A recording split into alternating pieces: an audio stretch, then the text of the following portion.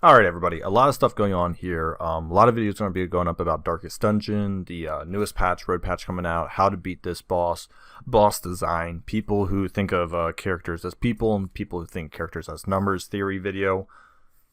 I've been really busy. Like I said, there's something big in my personal life I'll share in a couple of months here. And it's been keeping me up a little more and been working on that pretty hard. So there's that, but I do... With all the big recent news coming out of Darkest Dungeon, we definitely want to get to that. So, with that being said, let's get to the Seething Sigh in a way to beat it, and then we'll have separate videos talking about design and all that other stuff. So, I went and hopefully you can see it here once we get it. Oh, I just activated Repose. I want to show... what's a shame is they won't show right there. He actually has 100 HP, I believe. Yeah, he has 100 HP. I got him to massive amounts of HP. We're also going DOT comp with Slice Off. We are doing Riposte. We are doing Searing Strike. And then we're going to be doing Plague Grenades. And we're going to be forcing everything into the boss. So as you can see, I did do a... I also had items on that did the 5 DOT. So that's not the Plague Doctor yet. I think the Plague Doctor got resisted or something. Because that's not the Plague Doctor. So vulnerability token right there. I do have trinkets on that increase, I think, the fire chance but not blight. So the fire is essentially what's going to carry us. As you can see, 5, 8, 10, 13 damage right there. We're already down 50 HP. Walks into a bulwark. Man at arms here, which is really good. Bulwark does 100% on crush and 100% on repose, which was very fortunate in terms of RNG. Once again, stress is always going to be the biggest thing, which is why you cannot kill the lungs. Even though you may physically not take that much damage, the lungs are going to do it to you. So once again, this is just pretty much all you're going to witness right here. I do have also 50% healing things. Yeah, I think it resisted twice, which really irked me. Right down here you'll also see I have Death's Door resistance. The reason why I really put those on is the trinket I had on was from the Harvest Child. 50% max HP, but it is minus 50% Death's Door resistance, which means I will have to be timing when we do the use the Death's Door items. As also you can tell from the bottom of this video, this only took me about 7 to 8 minutes, the whole fight. And as you can see, when you're posting for 20, it's really good. And once again, 5-3, so 16 damage right there. We got the Seething Sigh already down to 230, 222 now. And we're only at round 2. We've killed off practically a third of this boss. And Nautilus Compass is really good. And once again, this is where it gets a little insane though. It got both of the lungs now obviously activated, but we literally don't care. So you can see plus 44 on the leopard there. That lets you know how much HP he had. But we're not going to heal, obviously. We're not low enough yet, so we are going to just do that for a critical. That'll give us, once again, resisted. Actually, I guess, I didn't even notice at the time. I guess I got utterly garbage. Sorry, 29 because it was critical. So I think the Jester had like 60 something HP, the man at arms. I think I will eventually, because I'm going to prepare for him to get, what's it called? Afflicted. Since he's going to get afflicted, he's obviously going to go there. So only 9 this turn, but the Plague Doctor really, I guess for the first 3 Noxious Blasts, actually didn't even get his off. I would have to check the Blight Resist of the Seething Sigh again. I didn't think it was that high. I could have benefited from a Blight chance, obviously, because I would have done an extra 18... Oh man, I would have had like about an extra 40 damage so far into this boss. So I would have had this boss well past the halfway point. Yeah, would have been well past halfway point. As you saw, 25s across the board, meltdowns I think on 2 people. The relationships are nice, but they don't, I mean, they are what they are. They sometimes help, they sometimes don't. You get negative curse word as well, but it's okay. You should see some heals come out here because we are so low. Now was that just, no, it's double. So I think it's double from here on out. As you can see, 46 is half, so I guess he had... It should have been more, though. I hit, like, exactly 100. I do decide to heal the Plague Doctor. It said 50, oh, 90, oh, it was 91? Darn, I thought you had 100 in this video. I think I took off the 1 trinket and replaced it with something else. I do decide to go offensive. Finally getting a Blight in there. Yeah, I'm really sad. I thought I had 100. I did have 100. I know you got a disease, and I think I took off 1 trinket.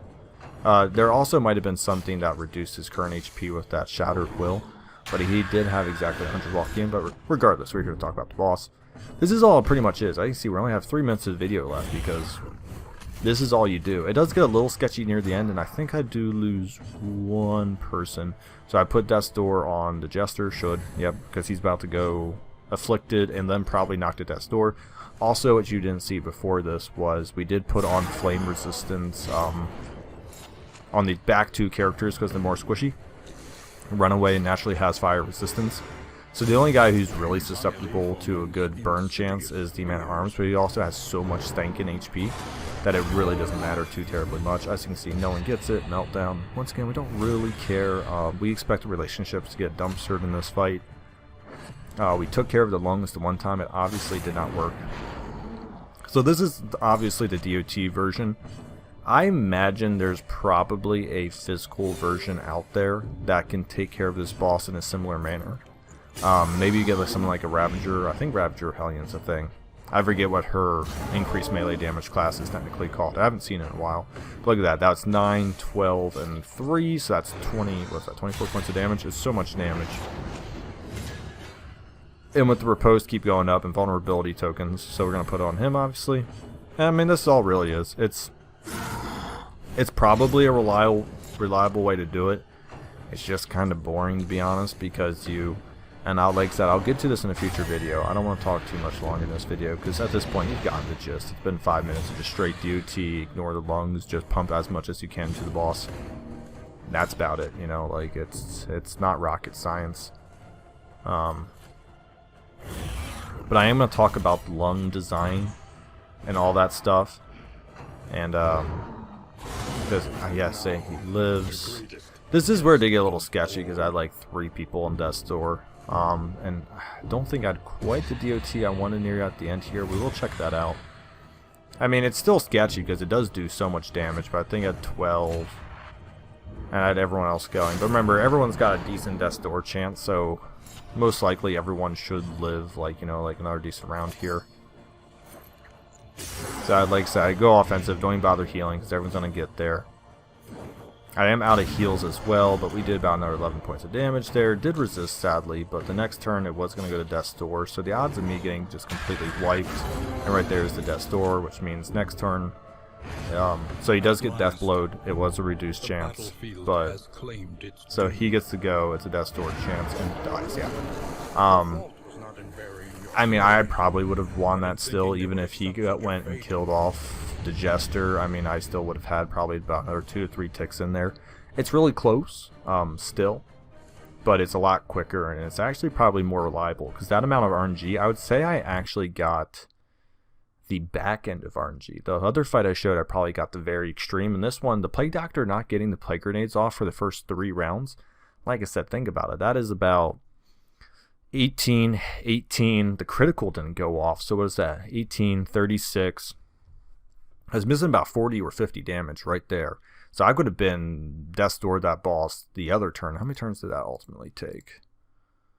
Round 6, yeah, so I probably could have taken care of this bad boy maybe at the start of round 6, if not almost near the end of round 5, so just keep that in mind for when you look at this comp. Most of my burns went off, most of my bleeds went off, but the blights were definitely lackluster.